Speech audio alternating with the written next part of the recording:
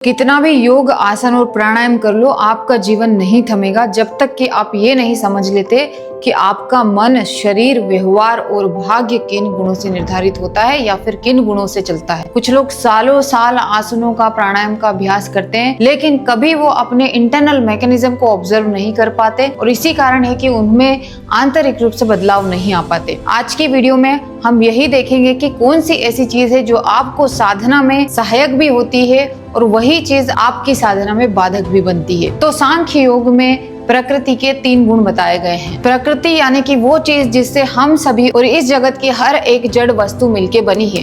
इन 3 गुणों का नाम है रजत गुण, तम गुण और सत्व गुण। ये तीनों गुण आपके अंदर अलग अलग वे में वर्क करते हैं। जैसे कि सत्व गुण जो है वो आपको अलाइन करता है। किस तरीके से?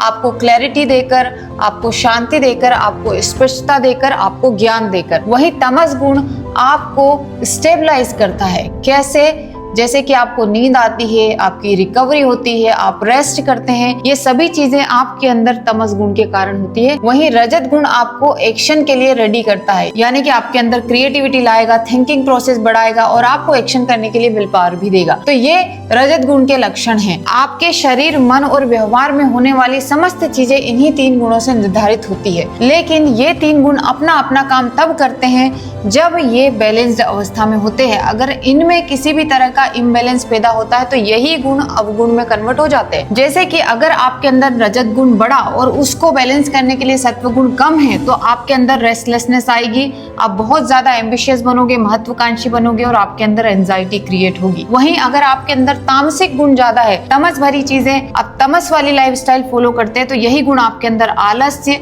और आलस्य के बाद डर, तनाव और ये सब चीजें पैदा करता है। वहीं सत्व गुण अगर आपके अंदर जरूरत से ज्यादा है तो ये आपके अंदर डिसइंटरेस्ट, अरुचि पैदा करेगा, आपके अंदर स्पिरिचुअल कंफर्ट पैदा करेगा और सुख और शांति के लिए आपके अंदर अटैचमेंट पैदा करेगा, यानी कि आपको फुली डिटेच नहीं होने देगा। वहीं अगर आपके अंदर सत्व गुण जरूरत से ज्यादा है तो ये आपके अंदर स्पिरिचुअल कंफर्ट पैदा करेगा, सुख और ज्ञान के प्रति आसक्ति पैदा करेगा और आपको अरुचिकर बनाएगा, चीजों में अरुचि पैदा करेगा और अपने कर्मों से विमुख करेगा। गीता के 16वें अध्याय का 4था सूत्र जाके पढ़िए, उसमें क्या लिखा है? सत्व गुण का ज्यादा होना भी ठीक नहीं है। इसलिए आपको इन तीनों गुणों की एक बैलेंस अवस्था प्राप्त करनी होती है एक संतोषजनक जीवन जीने के लिए। और ये बैलेंस वाली अवस्था आने पर ही आप इन 3 गुणों के परे जाते हो और गुणातीत होते हो। ये शब्द बहुत इंपॉर्टेंट है योग के सिद्धांतों में। गुणों से परे चले जाना यानी कि गुणातीत होना। इसका अर्थ क्या है? इसका अर्थ ये है कि एक तो वासना से भी मुक्त हो जाना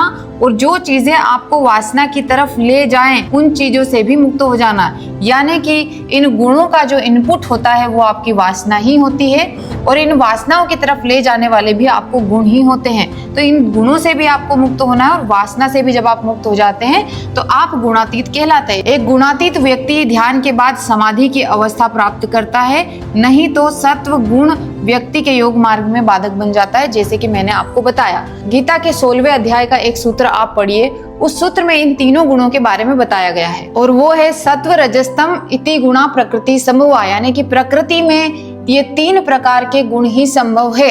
निबध्नन्ति महाबहो देहे देहिन अव्ययम, यानी कि देह का जो अव्यय है, देह का अव्यय क्या है? आत्मा।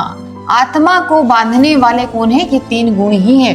तो अगर इन 3 गुणों से आप मुक्त हो गए तो आपकी आत्मा भी जो है देह से मुक्त हो जाएगी। यही तो मैंने आपको कहा है, समाधि का मार्ग गुणातीत होना है। और गीता के इसी अध्याय के 20वें सूत्र में ये लिखा है कि जो व्यक्ति इन तीनों गुणों से मुक्त हो जाता है वो जरा, मृत्यु, दुख इन सब से भी विमुक्त हो जाता है।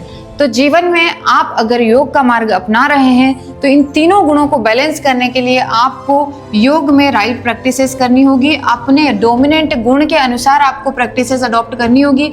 अगर एक तामसिक व्यक्ति है और अगर उस प्रकार का योग आप प्रैक्टिस कर रहे हैं जो तमस को ही बढ़ाता है तो उल्टा आपके अंदर इम्बैलेंस हो गया। अगर आपको इस पर कोई गाइडेंस चाहिए कि आपके गुण के अनुसार आपको कैसी प्रैक्टिसेस करनी चाहिए तो you can book the consultation with me. तो योग में एक तो आपको प्रैक्टिस सही करनी है, दूसरा अपना आहार सही करना है, प्राणायाम का अभ्यास भी आपको अपने गुण के अनुसार ही करना है। और ऐसी लाइफस्टाइल फॉलो करते हुए भी ये कहा जाता है कि अवेयरनेस जो है, जागरूकता जो है, वो आपका फर्स्ट बैलेंसिंग टूल है। अगर आपने इसको अपनाया तो आप खुद ही अपने अंदर बहुत सारी चीजें बैलेंस करने में, पहचानने में समर्थ हो जाएंगे। अपने व्यक्तित्व को समझिए और उसके बाद अपने योग की यात्रा में आगे बढ़िए।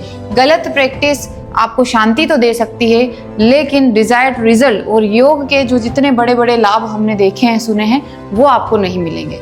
धन्यवाद।